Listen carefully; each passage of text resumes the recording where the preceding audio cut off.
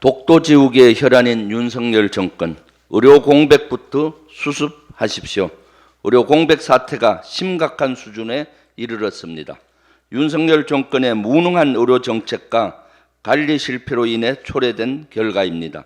특히 추석 연휴를 앞두고 응급실 수요가 급증할 것으로 예상돼 국민의 불안감이 커지고 있습니다. 실제 보건복지부 통계에 따르면 추석 당일과 그 다음 날의 응급실 이용은 평상시 평일의 2배 수준입니다. 지금도 응급실 뺑뺑이로 국민의 원성이 하늘을 찌릅니다.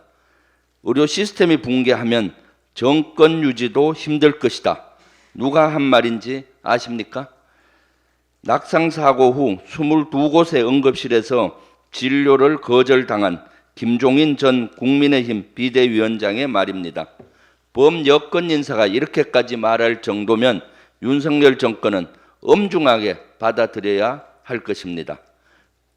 그렇지 않으면 국민적 저항을 맞이할 것입니다. 보건의료노조의 총파업 결정으로 추석 연휴 동안 응급실의 연쇄적인 휴업까지 우려되는 사항입니다. 국민의 생명을 지키는 것은 국가의 의무입니다. 한 달도 남지 않은 추석 의료 공백 수습을 거듭 촉구합니다.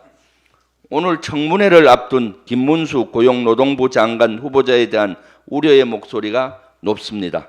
우선 대통령실 인사검증 시스템에 문제가 있는 건 아닌지 의심이 듭니다. 친일 인사를 독립기념관장에 임명하더니 반노동 인사를 고용노동부 장관 후보에 임명했습니다. 윤석열 대통령은 김문수 후보자를 지명하면서 국회의원 때 노동 관련 입법을 활발히 펼쳤다. 대화와 타협을 통해 노동개혁을 완수할 적임자라고 밝혔습니다. 그러나 이는 사실과 전혀 다릅니다. 우선 김문수 후보자는 국회의원으로 재직한 10년 동안 고용 노동 분야 법안을 단 한 건도 대표 발의하지 않았다고 합니다.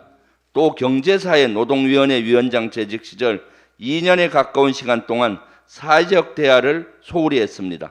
전체 회의라고 할 수 있는 본위원회가 열린 건 3차례에 불과했고 김문수 후보자가 직접 주재한 건 단 한 건뿐인 것으로 전해졌습니다. 그런데도 김문수 후보자는 청문회를 앞두고 제출한 국회 답변서에 사회적 대화로 해결한다는 표현을 51회나 사용했습니다. 무슨 염치로 그런 답변을 하는 것인지 이해하기 어렵습니다.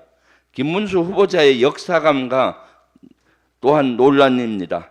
일제시대엔 나라가 없었다며 뉴라이트 옹호 발언을 했습니다. 제주 4.3에 대해서는 좌익들의 폭동이라고 주장했습니다. 또 한반도기를 가리켜선 사탄이라고 말했습니다. 특히 일본은 초강대국이라며 반일은 망국의 길이라고 했습니다. 친일을 넘어 숭일하는 정권이야말로 망국의 길 아닙니까? 독도를 지우고 역사를 지우고 윤석열 정권은 또 무엇을 지울 셈입니까? 이 정도면 청문회를 받을 자격조차 없습니다. 이 정도면 후보자 지명 철회가 답입니다. 염치가 있다면 자진사퇴하십시오. 자신에 대해 잘 모르겠다면 얼마든지 거울을 선물해 드릴 준비가 되어 있습니다. 이상입니다.